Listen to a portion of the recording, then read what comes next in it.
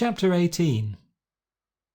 Military jealousies, football, cracked ribs, a mutiny, De Vet, a historian under difficulties, Pretoria, Lord Roberts, with the Boers, memorable operation, altercation.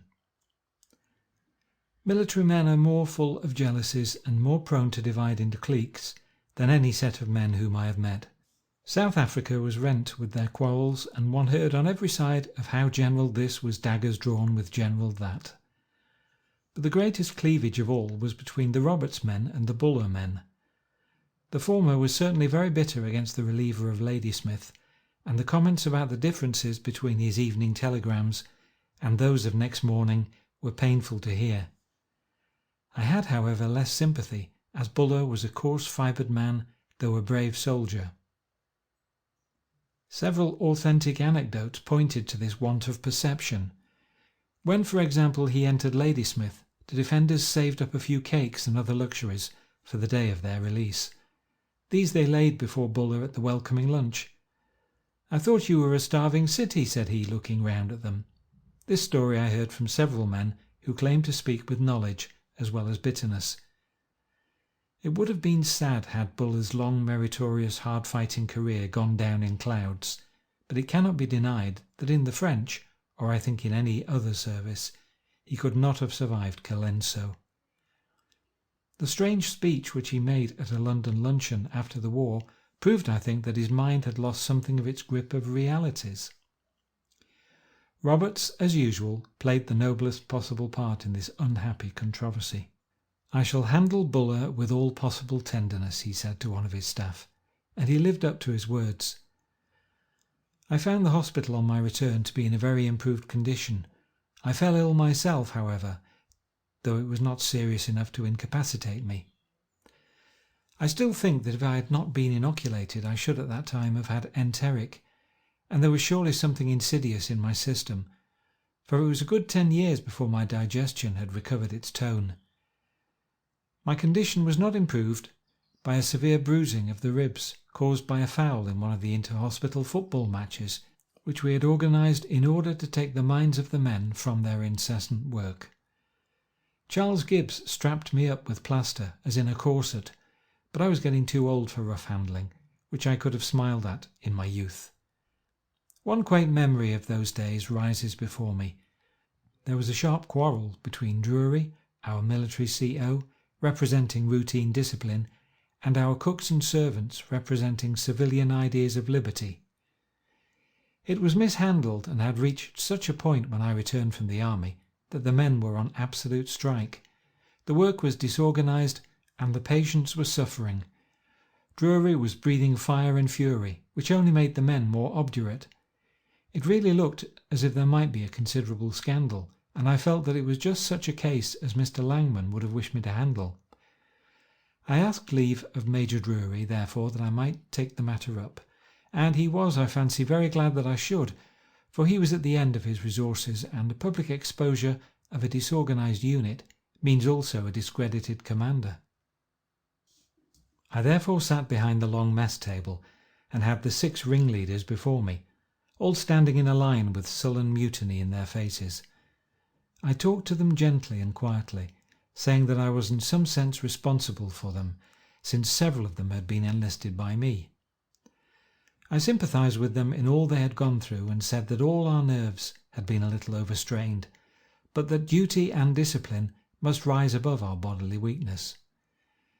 No doubt their superiors also had been strained, and some allowance must be made on both sides.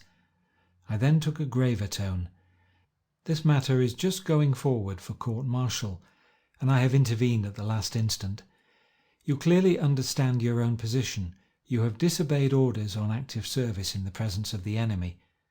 There is only one punishment possible for such an offence. It is death.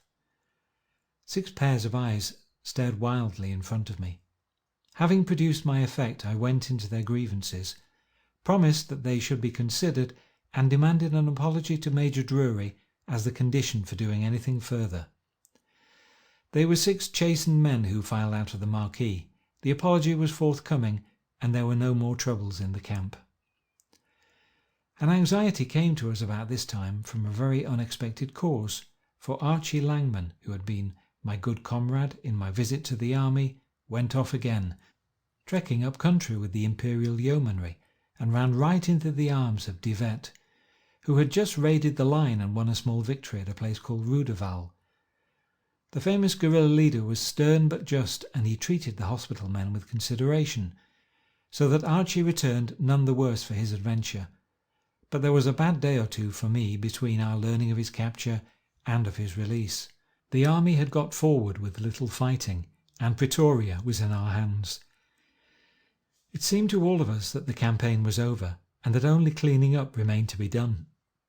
I began to consider my own return to Europe, and there were two potent influences which drew me, apart from the fact that the medical pressure no longer existed.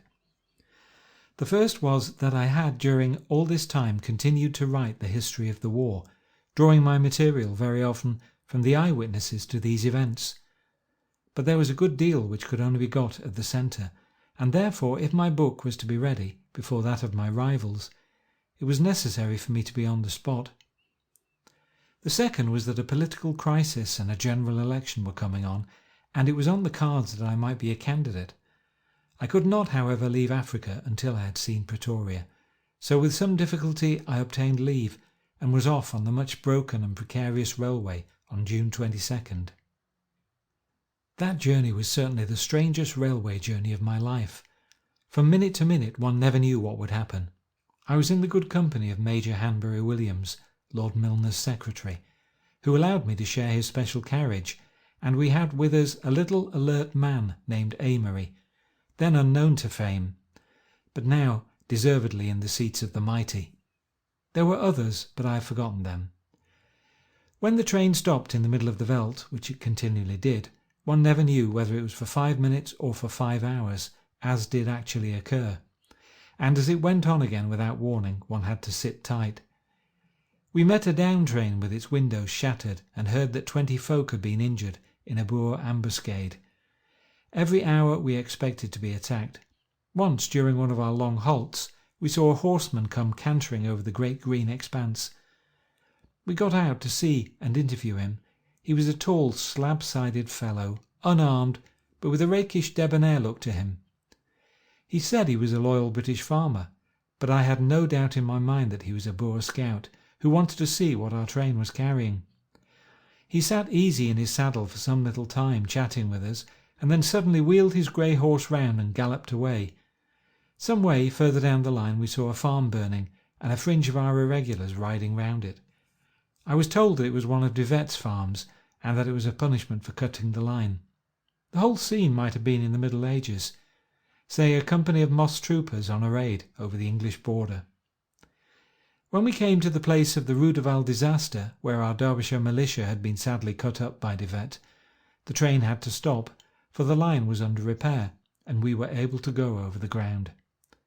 The place was littered with shells for the heavy guns taken from some looted train.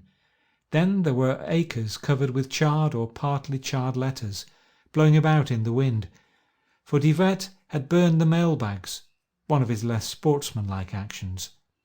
Napoleon went one better, however, on a certain occasion when he published an intercepted British mail, which led to a British reprisal of the same sort, not at all conducive to the peace of families.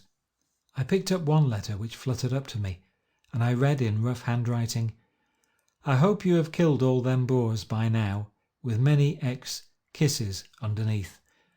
Among other things were some of the band instruments across which De Wet had driven his heavy wagons. It gave me a strange thrill when I looked out early one morning at a deserted platform and saw the word Pretoria printed upon a board. Here we were at last, at the very centre of all things. The Transvaal Hotel was open, and for several days it was my headquarters, while I examined men and things. One of my first tasks was to see Lord Roberts, who desired to interview me on account of some sensational articles by Burdett Coutts, which had appeared in the London press, upon the state of the hospitals. Of course that state had in many cases, possibly in all, been awful, but the reason lay in the terrible and sudden emergency. Every one had done his best to meet it, and had met it to a surprising degree, but cases of hardship were numerous all the same. This I explained to Lord Roberts and also to the Royal Commission in London. As an unpaid independent volunteer, my words may have had more weight than those of some far greater authority who was personally involved. I can see Roberts now as he sat behind a small desk in his room. His face looked red and engorged, but that was due no doubt to his life in the sun. He was urbane and alert, reminding me at once of our former meeting in London. His light blue eyes were full of intelligence and kindness, but they had the watery look of age. Indeed, I can hardly remember in all military history a case where a man over 70 had been called out from retirement to conduct so arduous a campaign. And it was his conception of the fine flank march to Paardeberg which had actually beaten the Boers, however long they might keep up appearances of resistance. We had a short vivid talk, and I never saw him again until he came to my own house at Hindhead to inspect my rifle range in 1902. Of Lord Kitchener I saw nothing at Pretoria, but on one occasion a big man on a huge bay horse went past me at a hard gallop on the veldt, and as he passed he waved his hand, and I knew it was the famous soldier. He had been under a cloud since Paardeberg, and indeed it is hard to see how his tactics can be justified, since he attacked the Boers and lost some 2,000 men when they were headed off and were bound to surrender in any case. There may be reasons unknown to a civilian, but I have heard soldiers speak warmly about it, for some of the attackers were mounted troops who had to gallop to the edge of the donga and could do nothing when they got there. Colonel Hannay actually registered some protest before obeying the orders in which he and many of his men met their death. However, it was to Kitchener that all men turned now when the organisation of the lines of communication was the vital point, and that, rather than actual battle, was his forte. I have been told by some who have been in action with him that he became nervously restless and impatient in a fight, while Roberts, on the other hand, became cooler and more quiet the greater the danger grew. In organisation, however, Kitchener was inhuman in his cool accuracy. "Regret to report great dynamite explosion, 40 Kaffirs killed," was the report of one officer. "Do you need more dynamite?" was the answering telegram from Lord Kitchener. There was a bench outside my hotel on which a group of old bearded burghers used to smoke their pipes every day. I went down and sat among them with my Boer pipe filled with the best Magaliesberg. I said nothing. So soon they began to make advances, speaking excellent English in rough guttural fashion. Botha was not far from the town, and it was notorious that spies took him out the news every night. These old fellows were clearly a collecting station, so I thought it would be useful to give them something to ponder. After conversational remarks, one of them said, "Tell us, mister, when are we to have peace?" They were under the impression that the whole British nation was longing for peace, and it was this which encouraged the resistance. "Oh," said I hope not for a long time yet." They all looked at each other, and then the spokesman said, "Why do you say that, mister?" "Well, it's this way," said I. "This country, you see, is going to be a British colony. It would be very awkward for us to have a colony which was full of dangerous men. We couldn't kill them then, could we? They would be fellow citizens and under the law's protection, the same as we. Our only chance is to kill them now, and that's what we will do if we have the time." The old fellows all grunted and puffed furiously at their pipes, but they could find no answer.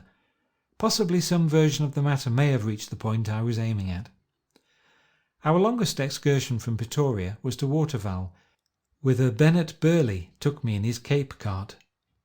Once we got quite close to a Boer patrol, about a dozen horsemen.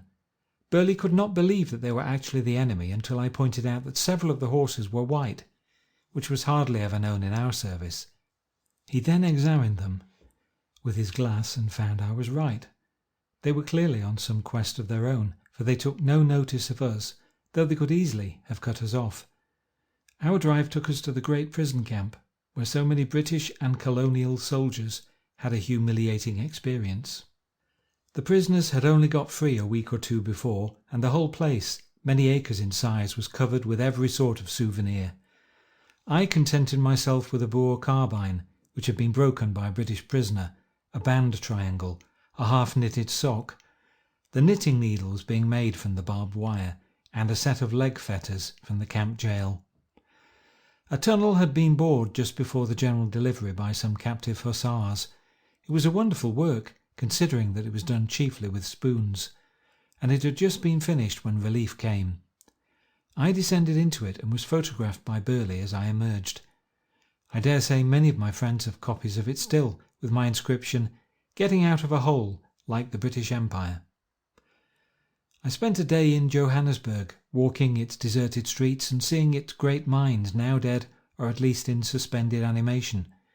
I descended one of the deep mines, the Robinson, but as the hoisting machinery was out of order and we had to walk in darkness down hundreds, it seemed thousands, of slippery wooden steps with buckets, which did the draining, clanking past one's ear, it was certainly an overrated amusement. We got the usual tips as to which mines were going to boom, on all of which I acted and all of which proved to be wrong. On July the 4th, after an uneventful journey, which proved in itself that our grip was tightening upon the country, I found myself back in the Langman Hospital again. Times were quiet there, though another of our poor orderlies had just died of erysipelas, which had broken out in the wards. Not traumatic erysipelas, but a variety which came without apparent cause.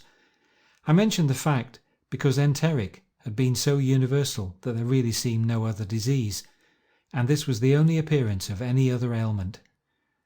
If the army had all been inoculated, this would, I think, have been absolutely the healthiest war on record. Of surgical cases we had few, but I remember one operation, which is perhaps rather technical for discussion, and yet stands out very clearly in my memory. It was performed upon the Dutch military attaché with the Boers, who was picked up wounded and paralysed after some engagement.